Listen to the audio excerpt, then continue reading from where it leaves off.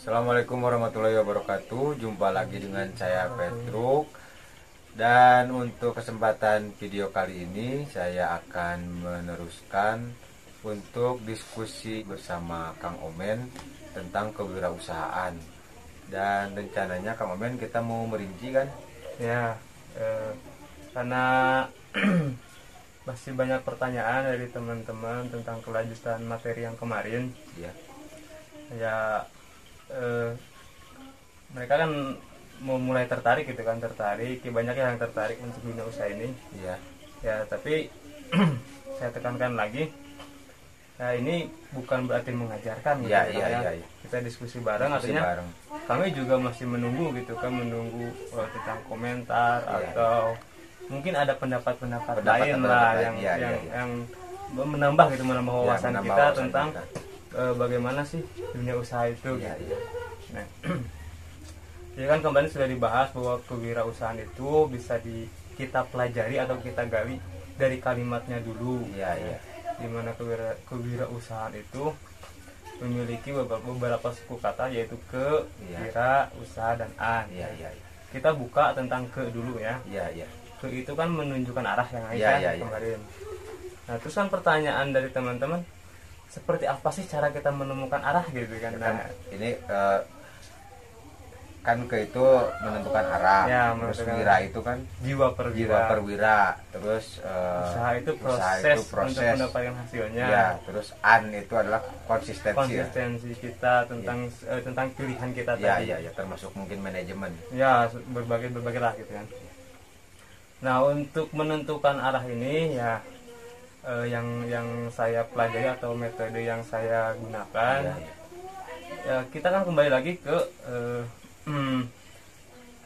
kalimat syahadatain ya. Ya, ya, ya, kalimat Dari sana syahadatain. gitu. Kita ambil dari sana karena kita kan mau tidak mau harus tetap berpanduan kepada agama. Iya, iya, ya, tentu saja itu. Ya. Dimana dalam syahadat itu kan kita mengistisnakan pilihan. Ya, ya, ya, ya. Contoh gini Mengecualikan lah, pilihan. mengecualikan contoh lah, di Indonesia itu ada 5 agama gitu Ya, kan. ya, ya. Nah, kita Kristen kita kecualikan, Ya, ya. kita istisna, kita ilah Ya, ya, gitu ya. kan. Terus Katolik, terus Konghucu, terus Hindu, Ya. dan kita tentukan satu pilihan, yaitu Islam atau ya, ya. Allah gitu Ya, ya. ya. Nah, dunia usaha juga sama. Ya, ya. Karena kan kita setiap hari itu berkomunikasi, Ya, ya, gitu berkomunikasi. kan, terus kita belajar, Ya. sehingga banyak inspirasi di kepala kita Ya, ya, itu ya. kan. Misalkan kita kan lihat tukang cilok, Ya, gimana kalau jualan cilok? terinspirasi, Ya, gitu terinspirasi kan. jualan cilok. Terus misalkan ada yang jualan sayur, maju, Iya. inspirasi. Kita juga tertarik. Ya, ya, ya. Tapi kan pertanyaan, apa kita mampu untuk menjalankan semuanya Ya, gitu ya. kan? Maka di sana kita perlu ada seleksi gitu Ya, kan. ya. Nah, kita pelajari satu persatu, kita dalami. Nah, kita ini kita hapus. Ya, B kita hapus, C kita hapus, D kita hapus. Nah, kita harus menentukan satu. Ya, Nah, ya, satu ya. inilah yang menjadi arah gitu Ya, kan. ya, ya. Nah, di dalam syahadatain itu asyhadu alla ilaha illallah wa asyhadu anna muhammadar rasulullah. Ya, Nah, ya. ketika kita ingin menuju kepada Allah, Ya, ya. maka kita harus ada sesuatu yang memandu ke sana, yaitu Nabi Muhammad. Ya, ya, ya. Ya, kita tidak akan sampai kepada Allah kalau kita tidak mengikuti risalah dari Nabi Muhammad. Ya, ya, ya, tentu Nah, saja. dalam usaha juga sama. Ya, ya. Ketika kita mau jualan cilok, Ya, gitu kan, ya. atau kita jualan sayuran, maka carilah orang yang mampu mengajarkan kita ke sana. Iya, iya, iya. Ya, kalau seperti pernyataan Bung Chandra, untuk menjadi sukses itu harus menjadi yang terbaik atau jadi nomor 1 di bidangnya. Iya, iya. Nah, cara untuk menjadi nomor 1 berarti belajarlah dari orang yang Yang nomor 1. setidaknya belajar dari orang yang nomor 2 Iya, gitu. iya. Nah, itu. Jadi setelah kita menemukan tujuan tadi, carilah orang yang terbaik di bidang itu. Nah, gitu kan, setelah kita melis atau menuliskan beberapa kemungkinan atau peluang yang kita lihat, nah, kita harus satu persatu kita pelajari. Oh, ini tidak sanggup, atau ini tidak mampu. Mungkin banyak hal ya, seperti oh, ini terlalu berat, oh, ini terlalu jauh untuk mencari barangnya, atau ini kurang menguasai ilmunya. Nah, tapi tetap kita harus menentukan satu pilihan itu. Berarti momen kan gini, kan biasanya orang bilang kayak gini, kamu harus cari kemampuanmu di mana, kamu mampunya apa. Tapi kan secara orang misalkan misalkan ada ya orang-orang sini juga teman-teman, misalkan dia tadinya kuli bangunan, terus pulang ke sini, ada yang nanya ke saya, pertanyaannya kayak gini, Kang Petruk, saya mau usaha, saya harus usaha di bidang apa ya? Nah, kan yang punya jawaban atas itu semua ya mungkin yang lebih tahu untuk pilihan tersebut kan harusnya dirinya sendiri kan, dirinya sendiri. Nah, saya juga bingung. Nah, terus saya cuman jawab kayak gini, ya yang lebih tahu untuk jawaban itu ya kamu sendiri. Saya cuman memberikan tata cara untuk misalkan memulai sesuatu. Kalau kamu misalkan udah punya nih pilihan saya ke sini, nah pasti saya bisa lah mungkin sedikit membimbing gitu. Sedikit membimbing. Nah, tapi kan dia juga masih bingung. Saya bisa apa ya? Gitu kan, saya bisa apa? Nah, mungkin kalau untuk yang seperti itu ya perbanyak dulu pergaulan, mungkin perbanyak dulu pergaulan. Jadi perbanyak dulu inspirasi sebelum kita punya pilihan kan gitu. Ya harus ada bahannya dulu. Iya, ada bahannya dulu. Kalau kita tidak punya bahan, apa yang mau dipilih gitu kan? Gitu. Kalau kita tidak punya apa-apa. Cuma itu kan permasalahannya gini lah. Kalau kita lihat dari keilmuan bahwa lahirnya kita ke dunia ini itu hasil seleksi alam. Iya. Kita tahu bahwa persaingan sperma itu kan dari miliaran sperma ya. Dari miliaran sperma hanya satu sperma yang berhasil. Artinya kita itu sudah makhluk pilihan. Ya, kita itu sudah orang pilihan gitu kan. Tidak mungkin orang pilihan tidak dibekali kemampuan di dunia ini. Ya. Itu terus kenapa ada orang yang gelap di bidang itu ya? Mungkin ada cara lah, mungkin cara yang saya pelajari, kita itu harus kembali ke titik nol. Ya. Ketika kita sudah gelap dalam setiap langkah, berarti kita harus kembali lagi ke titik nol. Artinya kalau kita sudah masuk ke sebuah bangunan, terus di dalam bangunan itu kita itu bingung mau kemana, artinya kita harus keluar dulu gitu. Contoh kan kalau saya sering nyontoinnya, kalau kita benerin jam dinding kan, kalau dilihat di bawah pas kita benerin langsung di depan kan udah lurus kan, tapi pas kita lihat mundur ke belakang agak jauhan dikit, kok bengkok masih bengkok gitu kan. Seperti kita mau perbaiki rumah gitu kan, kalau pengen kelihatan bagus dan seperti apa kan harus mundur dulu jauhin rumahnya baru kelihatan. Nah, dalam diri kita juga sama dalam menentukan arah. Kita harus keluar dulu dari zona kebingungan. Kita harus keluar dulu dari pola kita gitu kan. Hapus dulu lah rekaman yang kemarin. Pola yang lagi kacau. Pola itu kita hapus dulu. Nah, baru dari sana kita memulai lagi. Karena kalau kita terus berada di sana ya tetap gitu kan. Dalam satu kebingungan seperti dalam labirin lah. Seperti dalam labirin kita masuk ke sana ini juga tidak ketemu jalan keluar. Nah, caranya ya kita lanjut dari ada kalimat Bismillahirrahmanirrahim. Kita gunakan itu untuk cara bagaimana kita memulai gitu. Itu kan ada dalilnya. Gimana sih dalilnya? Saya lupa itu. Kulu amrin dibalin layub dau Bismillahirrahmanirrahim bahwa abdar au akto ajdam. Nah, itu. Jadi setiap kebaikan yang tidak diawali dengan Bismillahirrahmanirrahim itu kalau ayam itu seperti nggak ada buntutnya. Terus kan kalau kambing atau domba itu nggak ada tanduknya, nggak gagah gitu kan ya. Nah, seperti itu. Jadi kita harus kita ambil dari sana bahwa kita itu harus bak itu maknanya apa? Bak itu artinya dengan. Nah, kita berarti kan itu kan mengindikasikan bahwa kita itu tidak mampu. Kita itu di titik nol. Harus ke titik nol dulu gitu kan. Kita harus pasrah dulu kepada Allah Subhanahu wa taala dan menyadari bahwa kita itu tidak mampu gitu kan. Nah, dari kenolan kita itulah baru kita akan mau punya jiwa belajar. Jiwa belajar, karena kalau kita sudah rasa mampu gini, kalau kita sudah punya rasa bisa dan mampu, kita itu jarang kontrol dalam mengerjakan sesuatu. Ya kan ismi juga kalau menurut sebagian pendapat orang yang misalkan yang biasa menganalisa kalimat, ismi juga bisa diartikan simbol dari ilmu. Nah, seperti itulah. Jadi artinya kita cari dulu ilmu gitu. Terus setelah kita punya ilmu, agak lanjut ke kalimat Ar-Rahman yang artinya Maha Pengasih. Iya. Nah, jadi gini, analoginya apa sih gitu kan yang ingin kita berikan kepada orang lain, karena Ya, ya. arti kasih itu keinginan untuk memberi kan, Ya, ya. mengasihi gitu, mengasihi. Jadi kita cari dari diri kita, apa sih dari diri kita yang bisa kita jual untuk Ya, ya, orang ya, lain, ya, awalnya dari itu. baik itu ilmu, pemikiran, tenaga, Ya. atau produk gitu Ya, kan, ya. apapun yang bisa kita jual untuk orang lain, Ya, bisa kita cari. tukar. Ya, bisa kita tukar gitu kan, karena tadi setiap manusia itu pasti punya kemampuan, punya bakatnya tersendiri, Ya. makanya dia dilahirkan ke dunia, Ya, ya. gitu kan. Kita harus yakini itu, kita cari itu. Jadi kita harus cari dulu fungsi kita apa. Iya, gitu kan, fungsi kita apa di dunia ini, terus apa sih yang kita miliki gitu kan. Ya. Nah, itu harus kita pikirkan apa yang akan kita berikan dari kita untuk orang lain. Ya, ya. Jangan dulu mengharap dari orang Ya, lain ya. gitu kan, atau istilahnya give dulu baru take gitu kan. Ya, ya, ya. Memberi dulu baru menerima Ya, gitu ya. kan. Nah, setelah kalimah Rahman baru bicara ke Rohim Ya, gitu ya. kan.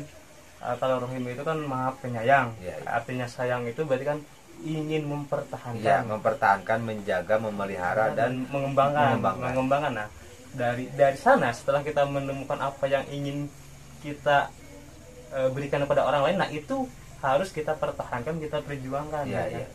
Atau dengan kata lain, kita itu pertama harus menemukan Tuhan di pekerjaan kita. Ya, ya, ya. Ya, kita itu harus menemukan Tuhan di pekerjaan kita, di profesi kita, Ya, gitu ya. kan, sehingga nanti ada timbul cinta Ya, pada pekerjaan. ya, ya. Di mana kita sudah ada cinta pada pekerjaan, maka kita tidak akan merasa lelah dalam memperjuangkannya. Ya, ya. Gitu kan. Contohnya kita punya pacar gitu kan, Ya, ya. karena kita cinta, mau hujan, mau panas, mau lelah, mau nggak punya uang, ya nggak punya uang pinjam dulu, nggak Ya. punya sepatu pinjam dulu, Ya. untuk memperjuangkan cinta, gitu. Makanya penting bagi kita untuk mencintai profesi kita, Ya, ya, gitu kan. Makanya banyak contoh orang yang berhasil karena hobi, Ya, ya, gitu ya. kan. Awalnya dia tidak berpikir tentang uang, Iya, iya. awalnya loh, dia hanya melakukan karena kecintaan dia pada Ya, profesi ya. itu, Profesi gitu. tersebut. Ya. Atau kegiatan tersebut, Iya, iya. sehingga karena cinta itu, ya akhirnya tidak disadari jadi sebuah profesi, Iya, gitu, iya. jadi sebuah usaha yang besar gitu. Nah itu sekilas yang bisa saya sampaikan tentang bagaimana seseorang menemukan arah. Iya, gitu, iya. Agis. Ya. Mungkin ada komentar nih Kang Agis. Ini saya tidak berkomentar, saya tidak berkomentar atas pernyataan Bang Omen, karena kan semua orang mungkin punya punya cara ya, Ya. cara untuk menentukan arahnya sendiri. Iya, iya. Nah kan kalau saya udah berjalan di bidang konveksi, Iya, meskipun iya. dia masih ngarayap lah, bahasa Sundanya masih ngarayap. Nah saya cuman mau menceritakan pengalaman saya kenapa saya memilih pakaian, Iya. memilih usaha di bidang pakaian. Iya, iya. Memilih usaha di bidang pakaian. Ya awalnya karena ada kesempatan, kalau saya mah. Awalnya karena ada kesempatan. Jadi ya benar kata Bang Omen, banyak orang yang awal pekerjaannya itu bukan karena butuh. Iya. Bukan karena butuh, misalkan bukan karena uang, bukan karena apa. Ya saya juga termasuk orang yang seperti itu. Iya. Karena di awal saya masuk ke bidang dunia konveksi, awalnya saya nggak langsung bikin baju. Awalnya Iya. saya pulang, waktu itu saya masih di pesantren, Iya. terus saya pulang, terus kakak saya, kan saya suka kemeja ya, Iya. saya suka kemeja. Nah pas saya pulang, kakak saya baru selesai kursus ngejahit. Ngejahit, Ya, oh kursus ya, ngejahit. ngejahit. Khusus ngejahit. Nah kan kalau orang baru selesai kursus ngejahit, otomatis belum ada warga atau belum ada masyarakat yang percaya Iya. untuk produknya. Iya, iya. Ya, untuk produknya. Nah saya pulang ada baju 3, kemeja ada 3. Nah pas saya tanya, Kang ini punya siapa? Itu punya saya. Bukan orang yang nyuruh bikinin, enggak katanya. Istilahnya bukan yang ngongkon. Iya, bukan yang ngongkon lah. Bukan katanya. Nah terus saya berangkat lagi ke pesantren, sekian bulan saya pulang lagi, kok bajunya masih ada. Oh iya. Nah gitu, Kang gimana kalau saya jualin aja di pesantren saya? Nah saya ambil tuh 3 baju, pas jual di pesantren banyak yang suka, Bang Omen. Bahkan yang 3 itu ya direbutin. Oh. Saya mau beli. Sampai gitu. Cuman barangnya cuma ada 3. Cuma ada 3. Nah setelah itu saya pesan lagi ke kakak saya. Waktu itu saya belum belum ada niatan target mau untuk ya pendapatan apa gitu ya. nggak ada, nggak belum Cuma belum bantu-bantu ada, aja cuma gitu bantu-bantu kan. aja Sekalian ya. berangkat ke pesantren Sekalian gitu. berangkat ke pesantren. Terus pas di situ juga kan ya di pesantren saya dikasih bekal juga sama emak sama bapak lah gitu. Iya. Nah kesini orderan makin banyak. Nah, Produksi yang nggak ya kuat. produksi enggak bukan produksi. Saya pulang dari pesantren kan, tadinya pesantren saya jualan di pesantren itu aja, Iya. yang saya ngaji di sana. Nah terus kan pas saya di rumah, jadi saya bebas jualan mau ke Iya. pesantren ini gitu. Terus kompleksinya nggak mampu, terus saya belajar bikin. Nah, alhamdulillah sampai sekarang berjalan kayak gini. Nah itu kan saya ngerasa saya cuman ke bawah arah aja ke sini. Iya. Ke bawah arah. Mungkin saya bisa dikatakan orang yang bisa dikatakan beruntung lah. Iya. Bisa dikatakan beruntung. Jadi kan ya saya juga momen kan sering ya banyak orang yang main ke sini. Iya. Terus ngobrol-ngobrol, dia bingung mau Nanya-nanya usaha apa ya, gitu. nanya-nanya caranya gimana. Ya saya juga bingung ketika saya mau ngasih saran, soalnya kan biasanya kalau orang yang udah berjalan, yang udah bisa jalan, terus ada orang yang nanya cara kamu bisa berjalan gimana, otomatis saya hanya memberikan pengetahuan ketika saya bisa berjalan, menceritakan menceritakan kisah aja gitu ya. Ya itu kan secara tidak sadar bahwa ternyata diawali dengan Rohman dulu gitu, Iya, hanya iya. sekedar membantu Iya. jadi hanya memberikan jasa saja gitu Iya. kan, membantu orang lain yang akhirnya karena banyak orderan akhirnya jadi suka gitu kan, Iya, jadi cinta pada profesi ini gitu. Nah seperti itu teman-teman, artinya kadang kita jangan terlalu bingung atau jangan terlalu terjebak pada target gitu Iya, kan iya. di awal-awal gitu, karena jangankan kita untuk mencapai target pendapatan karena memulainya aja belum gitu kan. Seperti itu, banyak orang yang tidak berjalan karena itu, karena segan pada targetnya. Iya, gitu. iya. Berarti modalnya berapa? Kalau sengaja dihitung gitu kan, membangun usaha kompleks itu butuh uang berapa juta Iya, gitu kan, iya. mesinnya. Tapi kalau kita berjalan aja dengan tadi kecintaan dan Iya, keseriusan, iya. ya akhirnya mesin punya, barang Iya, nambah iya, gitu iya. kan. Ya, seperti itu.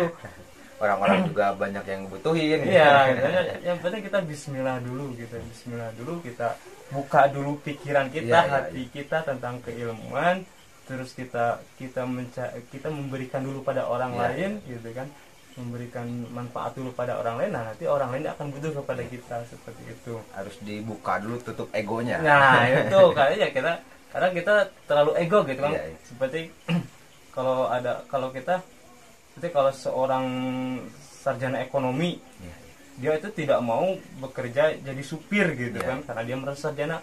Siapa tahu ketika dia jadi supir, kedepannya dia terinspirasi membuka usaha kan, seperti itu. Banyak lah Iya, orang iya. seperti yang awalnya supir gitu kan, hanya yang penting saya mau kerja lah gitu Iya, ya. Ternyata seiring berjalannya waktu, akhirnya dia yang punya perusahaannya Iya, gitu. iya. Tapi gini juga momen, ya saya mau nambahin tadi dari kata Bismillah itu ya. Iya. Dari kata Bismillah itu kan kan gini ya, misalkan orang lihat saya nih, saya udah buka konveksi meskipun masih kecil, tapi kan pas nanya-nanya, Bang ini omset sekitaran berapa kalau dihitung mesin sama barang sama apa? Iya, asetnya. Ya asetnya hitung berapa? Saya hitung misalkan 50 juta gitu. Iya. Sedangkan dia belum punya uang, misalkan 10 juta nggak ada, Iya. 10 juta juga nggak ada. Terus mau bikin konveksi seperti saya. Nah, kalau dia bergantung sama uang, cuman sama uang, ya pasti nggak bakalan maju. Iya, iya. Pasti nggak kalau terus. Tadi dengan kata Bismillah tadi, menyambung bahasan Bang Omen gitu.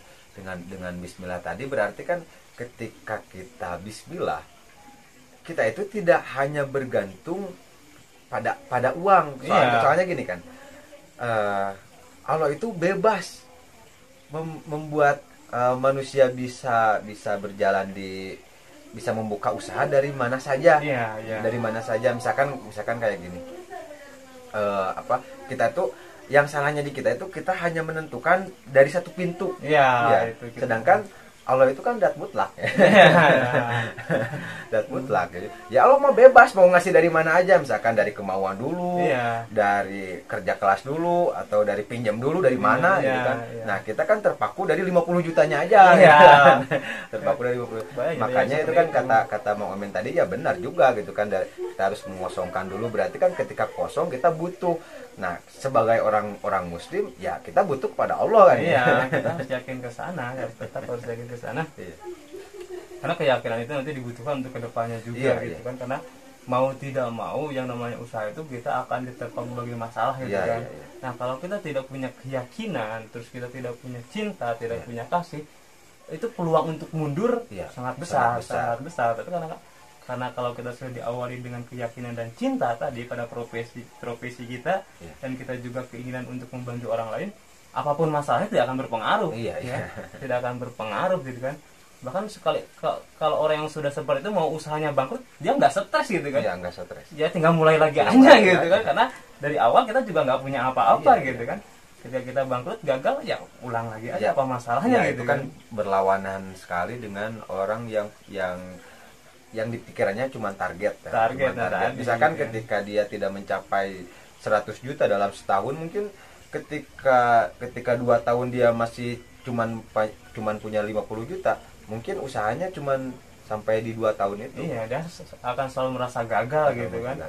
Karena kan tadi ya karena terlalu terjebak sama target. Padahal kan sebenarnya gini lah, hidup itu yang penting kita hidup aja gitu kan. Kalau saya sendiri sih gitu kan. Ya masalah kita kadang kaya, kadang sedang susah, ya itu biasa lah gitu kan. Karena yang kita perjuangkan adalah kecintaan kita tadi gitu kan. Nah, tidak penting untuk profesinya apa, targetnya berapa, omsetnya berapa, sebenarnya nggak terlalu penting gitu kan. Bukan nggak terlalu penting, jangan terjebak di sana gitu kan. Kan gini kan, kalau target itu seharusnya dibikin bonus. Kaya itu emang bonus sebenarnya. Kaya itu kan bonus gitu. Kaya itu bonus, soalnya kan gini, Momen. Kalau menurut saya pribadi, kesuksesan itu adalah ketika kita mempunyai kecintaan terhadap sesuatu. Sukses menurut saya, ya saya gitu. Masih di situ suksesnya. Sukses menurut saya masih di situ. Ya mungkin kedepannya bisa naik lagi. Bisa berubah ya. Ya bisa berubah. Cuman untuk sekarang target sukses saya itu, soalnya kan ketika kita cinta terhadap pekerjaan saya, ya saya sukses di situ. Bagaimana kita puas setiap hari. Ya seperti itu ya. Ya kadang kita kadang orang itu nggak merasa sukses karena tadi targetnya tadi. Padahal dia ketika dia tiba-tiba punya usaha itu sudah sukses. Sukses. Kan? Kalau orang lain yang ngelihatnya gitu kan, itu benar punya perusahaan itu sudah sukses. Padahal kalau orang yang menjalankan masih mumet gitu kan. Ya seperti itulah untuk paparan saya atau diskusi kali ini tentang bagaimana menentukan arah. Mungkin ya dari teman-teman ada pendapat lain, ada komentar atau cara lain. Saya sangat kami tentunya sangat menunggu dan sangat menerima atas saran atau dari kritik dari tambahan dari teman-teman Sobat Ajim TV. Itu untuk pembahasan kita berikutnya dan menambah pengetahuan teman-teman yang nonton gitu kan. Soalnya kan kita ini bukan menggurui ya. Bukan diskusi aja diskusi aja. Apalagi kan kalau misalkan di kolom komentar ada misalkan gimana nih kalau bahasannya ini, kalau bahasan ini, ya kita akan coba untuk mempelajari dan insya Allah akan mendiskusikannya. Gitu. Untuk video kali ini mungkin Momen ya dicukupkan dulu sampai di sini untuk akhir kata. Mohon maaf jika ada pernyataan atau pembahasan yang salah atau keluar dari koridor ya. Dari koridor karena kita masih belajar. Kita belajar bersama gitu kan. Itu sangat menunggu gitu kan. Tambahan-tambahan dari teman-teman. Ya untuk akhir kata saya tutup dengan billahi taufiq wal hidayah. Assalamualaikum warahmatullahi wabarakatuh. Waalaikumsalam warahmatullahi wabarakatuh.